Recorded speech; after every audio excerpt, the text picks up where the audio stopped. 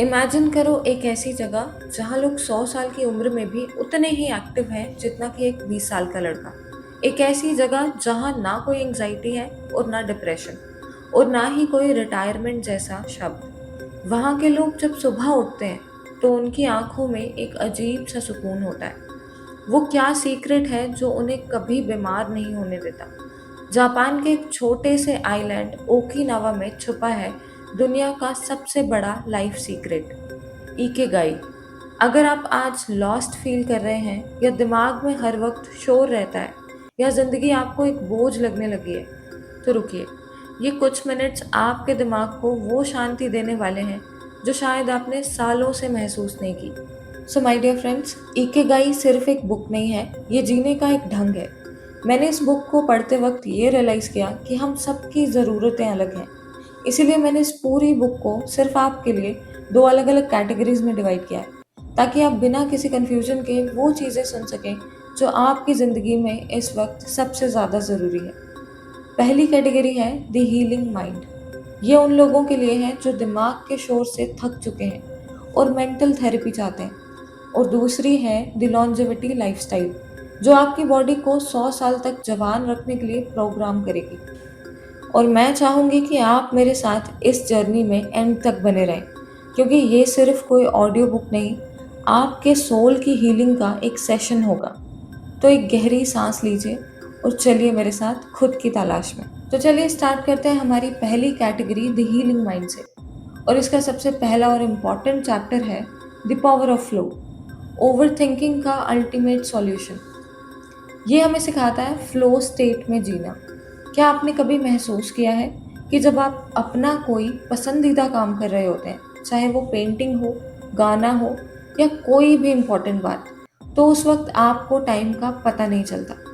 वो पल जब आपके दिमाग में कोई पास्ट का पछतावा नहीं होता और ना ही फ्यूचर का डर, बस वही एक मोमेंट होता है।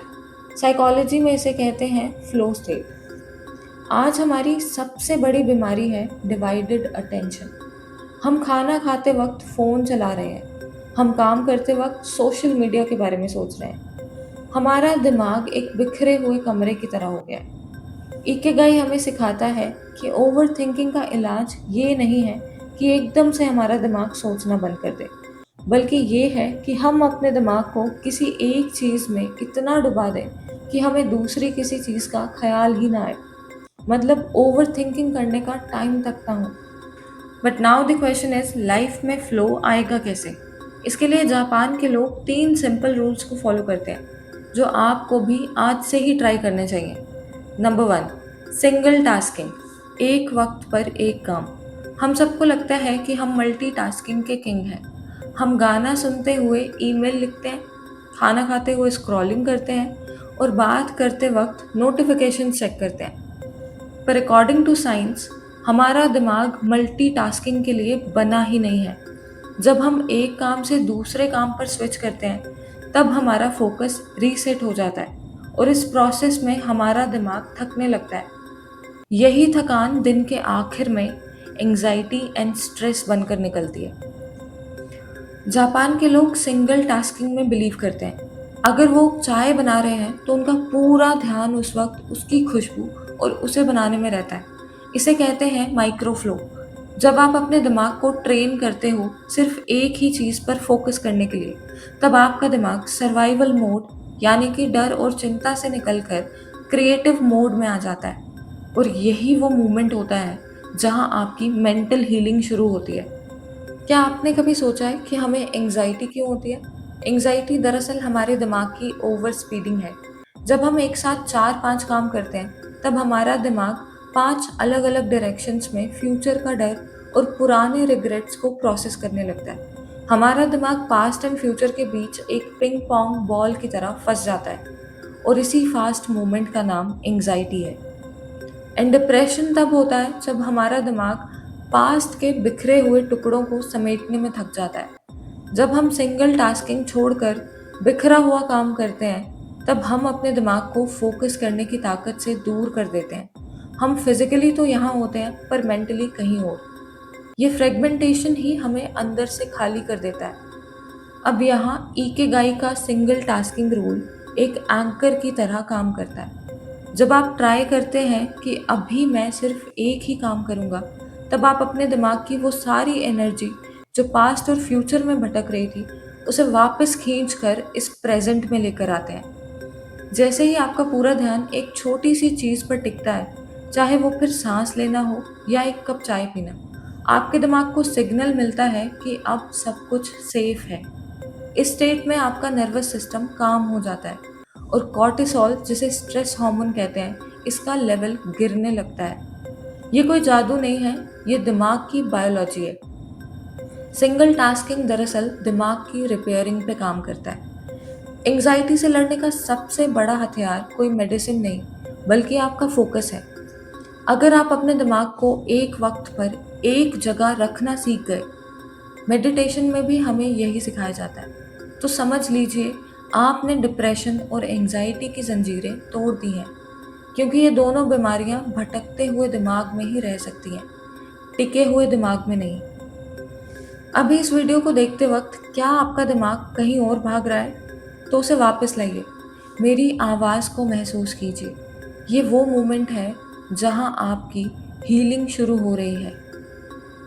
रूल नंबर 2 को अक्सर लोग सिर्फ प्रोडक्टिविटी से जोड़ते हैं, पर हीलिंग और मेंटल थेरेपी में इसका लॉजिक बहुत ही डीप है।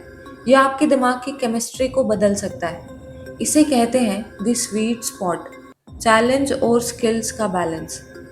इकिगाई का ये रूल कहता है फ्लो तब मिलता है जब चैलेंज सही डायरेक्शन में हो। अगर काम बहुत आसान है तो दिमाग भटकेगा, डिप्रेशन में आ जाएगा। अगर काम बहुत मुश्किल है तो दिमाग डरेगा, एंग्जाइटी में रहेगा। असली हीलिंग तब होती है जब आप एक ऐसे स्वीट स्पॉट में होते हैं जहां काम थोड़ा सा मुश्किल हो पर आप उसे कर सकें। इसका साइंटिफिक लॉजिक समझिए। जब हम एक ऐसा काम करते हैं जो थोड़ा चैलेंजिंग हो, तो हमारा दिमाग डोपामिन रिलीज करता है। ये वही फील गुड केमिकल है जो हमें खुशी और सुकून देता है। एंग्जाइटी और डिप्रेशन दरअसल दिमाग की अनयूज्ड एनर्जी की वजह से होता है। जब आप अपने दिमाग को एक परफेक्ट चैलेंज में बिजी कर देते हैं, तो दिमाग के पास इतना वक्त ही नहीं बचता कि वो पुरानी बातों पर रोए या आने वाले कल से डरे। इसे कहते हैं कॉग्निटिव एब्जॉर्प्शन, यानी आपका दिमाग पूरी तरह काम में एब्जॉर्ब हो चुका है। तो अब बात करते हैं इसे अपनी लाइफ में कैसे अप्लाई करना है। तो अगर आप लाइफ में डिप्रेशन फील कर रहे हैं, तो मेरी बात ध्यान से सुनना। आप ऐसी कोई नई चीज़ सीखना शुरू करें जो आपको थोड़ा पुश करे, जैसे कोई नई लैंग्वेज, कोई स्पोर्ट, कोई म्यूज़िक या कोई इंस्ट्रूमेंट। और अगर आप एंग्जाइटी में हैं, तो अपने बड़े काम को छोटे छोटे पीसेस में डिवाइड करें। इतना छोटा चैलेंज बनाइए जिसे आपका दिमाग सेफ समझे। जब चैलेंज और आपकी स्किल बराबर हो जाते हैं, तब दिमाग में एक जेन स्टेट पैदा होती है। वहाँ ना डर होता है, ना बोर होने का खतरा। वहाँ सिर्फ सुकून होता है। तो फ्रेंड्स, हम बीमार इसलिए नहीं पड़ते कि हम थक गए हैं। हम बीमार इसीलिए हैं क्योंकि हमने अपने दिमाग को सही डायरेक्शन में चैलेंज देना छोड़ दिया है। अपने लिए एक ऐसा काम ढूंढिए जो आपको थोड़ा सा डराए पर बहुत ज़्यादा एक्साइट करे। यही वो रास्ता है जो आपको एंग्जाइटी की गलियों से निकालकर ग्रोथ के आसमान तक ले जाएगा। Now the last rule is kill your distractions.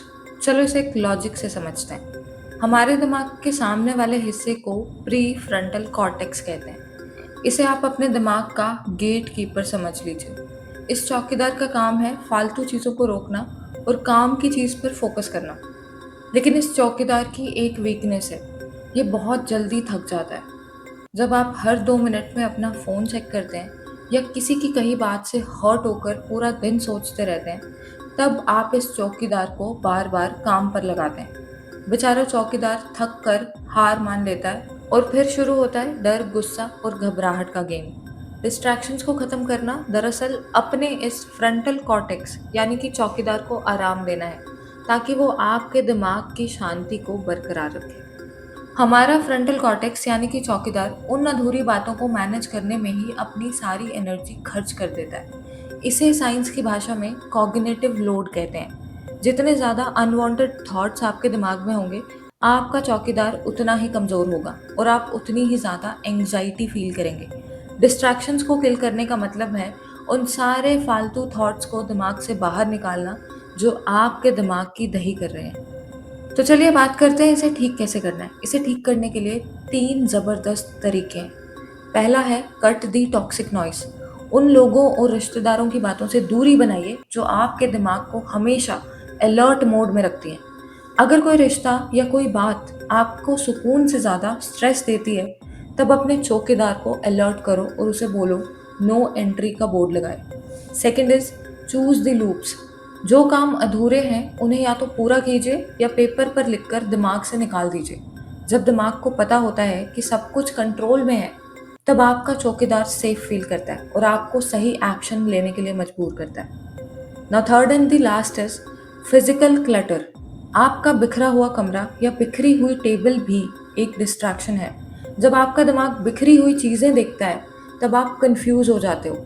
अपने आसपास की सफाई दरअसल दिमाग की सफाई है। तो चलिए अब इकिगाई के चैप्टर नंबर 2 पे आते हैं। एंटी एजिंग सीक्रेट्स, दिमाग को जवान रखने का मेंटल रीवायरिंग। क्या आपने कभी ऐसे लोग देखे हैं जो 30 साल की उम्र में भी हमेशा थके हुए और चिड़चिड़े रहते हैं, और वहीं दूसरी तरफ कुछ ऐसे बुजुर्ग जो 80 की उम्र में भी नई चीज़ें सीखने के लिए एक्साइटेड रहते हैं। साइंस कहती है कि हमारा शरीर उतना बूढ़ा नहीं होता जितना हमारा दिमाग स्ट्रेस की वजह से हो जाता है। इकिगाई का दूसरा सबसे बड़ा सीक्रेट है अपने दिमाग को एक्टिव और स्ट्रेस फ्री रखकर उम्र को थाम लेना। इसका लॉजिक बहुत सिंपल है। जब हम लगातार स्ट्रेस में रहते हैं तो हमारी बॉडी एक हार्मोन रिलीज करती है जिसे कहते हैं कॉर्टिसोल। थोड़ी मात्रा में तो ये ठीक रहता है, लेकिन जब ये लगातार हमारे खून में रहता है तो ये हमारी ब्रेन सेल्स को खाना शुरू कर देता है। स्ट्रेस हमारे दिमाग के लिए वैसे ही है जैसे लोहे के लिए जंग। ये हमारे दिमाग को वक्त से पहले बूढ़ा कर देता है, जिसकी वजह से हमें चीज़ें भूलने लगती हैं और हम मेंटली थक जाते हैं। जापान के लोग कहते हैं अगर दिमाग जवान है तो मौत भी देर से आएगी। तो चलिए देखते हैं दिमाग को जवान कैसे रखें। इसका पहला इलाज है नई चीज़ें सीखना। जब आप कोई नया रास्ता पकड़ते हैं या कोई नई हॉबी शुरू करते हैं या कोई नई स्किल सीखते हैं, तब आपका दिमाग नए न्यूट्रल पाथवेज बनाता है। इसे कहते हैं न्यूरोप्लास्टिसिटी। आपका दिमाग एक मसल की तरह है, जितना आप इसे चैलेंज करोगे ये उतना ही मजबूत और जवान रहेगा। अगर आप वही पुरानी रूटीन और वही पुरानी चिंताओं में फंसे रहोगे, तब आपका दिमाग डेड होने लगेगा। इसीलिए हर दिन कुछ नया सीखिए, चाहे वो एक नया शब्द ही क्यों ना हो। Now the second secret is हर चीज़ को दिल से ना लगाना। ओकिनावा लोग एक रूल फॉलो करते हैं, मोनाशी। इसका मतलब है कि दिमाग को खाली और शांत रखना। हम अक्सर छोटी छोटी बातों को लेकर दिमाग में एक तूफान खड़ा कर लेते हैं। स्ट्रेस मैनेजमेंट का असली मतलब ये समझना है कि हर लड़ाई लड़ने के लिए नहीं होती। जब आप शांत रहना सीख जाते हैं, तब आपका कॉर्टिसोल लेवल गिर जाता है और आपकी हीलिंग शुरू हो जाती है। सो फ्रेंड्स, दिमाग के रिंकल्स स्किन से ज़्यादा खतरनाक होते हैं। आज ही फैसला करो कि आप अपने दिमाग को जंग लगने देंगे या उसे नई सीख से चमकाएंगे। याद रखिए, एक जवान दिमाग ही एक सुकून भरी जिंदगी की बुनियाद है। चलिए अब हम आते हैं ऑडियो बुक के सबसे सोलफुल और डीप हिस्से पर। Chapter number 3, from logotherapy to Ikigai. ये चैप्टर उन लोगों के लिए एक लाइफ सेविंग मेडिसिन है जो दिमाग में खालीपन महसूस करते हैं। इसका लॉजिक हम एक ऐसी रियल लाइफ कहानी से समझेंगे जो आपको हिला कर रख देगी। तो क्या आपने किसी ऐसे इंसान को इमेजिन किया है जिसके पास ना खाना है ना कपड़े, और जिसके परिवार को उसकी आंखों के सामने मार दिया गया हो? ये कहानी है डॉक्टर विक्टर फ्रैंकल की, जो वर्ल्ड वॉर 2 में एक वक्त नाजी कैंप्स में कैद थे। वहाँ हर तरफ मौत थी, लेकिन फ्रैंकल ने वहाँ एक बहुत बड़ी चीज़ नोटिस की। जो लोग फिजिकली मजबूत थे वो जल्दी मर रहे थे, लेकिन जो लोग मेंटली किसी पर्पस से जुड़े हुए थे वो जिंदा बच गए। उन्होंने वहाँ एक थेरेपी को जन्म दिया जिसे कहते हैं लोगोथेरेपी, यानी पर्पस से इलाज। इसका साइंटिफिक लॉजिक समझिए। डिप्रेशन अक्सर तब होता है जब हमारे दिमाग को लगने लगता है कि अब जिंदगी में कुछ नहीं बचा। इसे कहते हैं एग्जिस्टेंशियल वैक्यूम, जिंदगी का खालीपन। जब हमारे पास जीने की कोई वजह नहीं होती, तब हमारा दिमाग शटडाउन मोड में चला जाता है। लेकिन जो लोग अपना इकिगाई यानी जीने की वजह ढूंढ लेते हैं, उनका दिमाग एंडोर्फिन्स और सेरोटोनिन जैसे केमिकल्स रिलीज करने लगता है। ये केमिकल्स आपके दिमाग के पेन सेंटर को ब्लॉक कर देते हैं। मकसद सिर्फ एक काम नहीं है, ये एक मेंटल शील्ड है जो आपको डिप्रेशन के हमलों से बचाती है। तो अगर आपको लग रहा है कि आपकी ज़िंदगी बेरंग है, तो शायद आपने अभी तक अपनी ज़िंदगी का वाई नहीं ढूंढा। मकसद कोई बहुत बड़ी मिसाइल बनाना नहीं होता। कभी-कभी सिर्फ अपने बच्चों को एक अच्छी लाइफ देना या किसी एक रोते हुए इंसान को हँसाना भी एक महान इकिगाई यानी मकसद हो सकता है। तो जब आपका मकसद मजबूत होगा, तब आपकी मेंटल हीलिंग अपने आप शुरू हो जाएगी। अब हम आते हैं ऑडियो बुक के सबसे ब्यूटीफुल और हीलिंग हिस्से पर, chapter number 4, resilience and वाबी Sabi. ये चैप्टर उन लोगों के लिए है जो अपने पास्ट की गलतियों या अपनी खामियों की वजह से खुद से नफरत करते हैं। इसमें हम सीखेंगे कैसे अपने जख्मों को अपनी खूबसूरती बनाया जाता है। तो जापान में एक बहुत पुरानी और अनोखी कला है जिसे कहते हैं किंगसुगी। जब कोई मिट्टी का बर्तन टूट जाता है, तब वो उसे फेंकते नहीं, बल्कि उसके टुकड़ों को पिघले हुए सोने यानी लिक्विड गोल्ड से जोड़ते हैं। रिजल्ट ये होता है कि वो बर्तन पहले से भी ज्यादा कीमती और सुंदर लगने लगता है। इकिगाई हमें सिखाती है कि हमारा दिमाग और हमारी जिंदगी भी बिल्कुल वैसी ही है। हमारी तकलीफें हमारी कमजोरी नहीं, बल्कि हमारा सोना है। हम अक्सर परफेक्शन के पीछे भागते हैं, perfect career, perfect face, perfect life, और जैसे ही कुछ गलत होता है हम मेंटली टूट जाते हैं। इसे कहते हैं फ्रेगाइल होना। लेकिन रेजिलियंस का मतलब है मुश्किलों से डरकर रुकना नहीं, बल्कि उनका यूज करके और ज्यादा मजबूत बनना। जब आप अपने दिमाग को ये सिखाते हैं कि हार सिर्फ एक लेसन है, तब आपका दिमाग स्ट्रेस हार्मोन रिलीज करना बंद कर देता है। रेजिलियंस दरअसल दिमाग की वो ताकत है जो हर नाकामयाबी को एक अपग्रेड में बदल देती है। यहाँ एक और डीप कॉन्सेप्ट आता है, वाबी साबी। इसका मतलब है दुनिया की कोई भी चीज़ परफेक्ट नहीं है, और इसी इम्परफेक्शन में असली सुकून है। हमारी मेंटल हेल्थ तब खराब होती है जब हम खुद का कंपैरिजन दूसरों से करते हैं। वाबी साबी हमें सिखाता है कि आपके स्कार्स या पुराने जख्म आपकी कहानी का हिस्सा है। जैसे पुराने पेड़ की झुर्रियाँ उसकी उम्र और तजुर्बे की निशानी होती है, वैसे ही आपकी मुश्किलें आपको एक यूनिक इंसान बनाती हैं। अपने अधूरेपन से नफरत करना बंद कीजिए, उसे एक्सेप्ट कीजिए। आप कोई मशीन नहीं है जिसमें कोई डिफेक्ट नहीं होना चाहिए। आप एक इंसान हो, और एक टूटा हुआ बर्तन जो सोने से जुड़ा हो, वो नए बर्तन से कई ज़्यादा कीमती होता है। अपने जख्मों को छुपाइए मत, उन्हें प्राइड से दिखाइए, क्योंकि वही आपके रेजिलियंस का सबूत है। So our last chapter is living the present. क्या आपने कभी ध्यान दिया है कि हमारी सारी मेंटल तकलीफें टाइम ट्रैवल करने से आती हैं? हमारा दिमाग या तो पास्ट के पछतावों में घुटता है या फ्यूचर की टेंशन में भागता रहता है। लेकिन सच तो ये है कि पास्ट जा चुका है और फ्यूचर अभी तक आया ही नहीं। हम बीमार इसलिए हैं क्योंकि हम आज को छोड़कर हर जगह प्रेजेंट है। इकिगाई का आखिरी और सबसे बड़ा हीलिंग सीक्रेट है द आर्ट ऑफ नाउ। इसका साइंटिफिक एस्पेक्ट बहुत सिंपल है। जब हम पास्ट या फ्यूचर के बारे में सोचते हैं, तब हमारे दिमाग का फियर सेंटर जिसे एमिगडाला एक्टिवेट हो जाता है, जो हमें स्ट्रेस देता है। लेकिन जैसे ही आप अपना दिमाग प्रेजेंट पर लाते हो, जैसे अपनी सांस पर या हाथ में पकड़े उस चाय के कप पर, तो एमिगडाला शांत हो जाता है। दिमाग को सिग्नल मिलता है कि इस पल में सब कुछ सेफ और सही है। ये वही पल है जहाँ एंग्जाइटी दम तोड़ देती है। जापान के लोग प्रेजेंट में जीने के लिए किसी मेडिटेशन का सहारा नहीं लेते। वो अपनी रोजाना की चीजों को ही मेडिटेशन बना देते हैं। जैसे जब वो चलते हैं तो सिर्फ चलते हैं, जब वो चाय पीते हैं तो सिर्फ चाय पीते हैं। इसे कहते हैं माइंडफुलनेस। अगर आप आज अपने दिमाग को हील करना चाहते हैं, तो हर काम को पूरे ध्यान से कीजिए। जब आप प्रेजेंट में पूरी तरह होते हैं, तब दुख के लिए आपकी जिंदगी में कोई स्पेस नहीं रहती।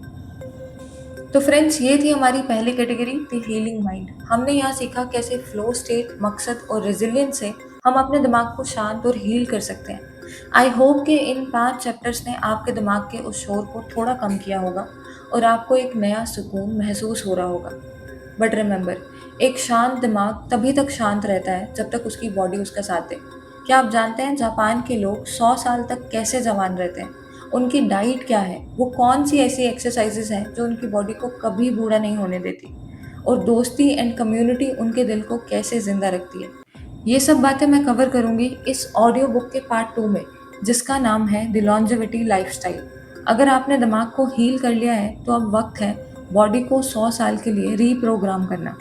मैं आपके लिए इकिगाई पार्ट 2 का एक अलग ऑडियो बुक तैयार करूंगी, जिसमें हम सिर्फ उन फिजिकल हैबिट्स और लाइफस्टाइल के सीक्रेट्स की बात करेंगे जो आपकी उम्र को थाम लेंगे। तो अगर आपने अभी तक मेरे चैनल को सब्सक्राइब नहीं किया है, तो कर लीजिए ताकि आप पार्ट 2 बिल्कुल भी मिस ना करें।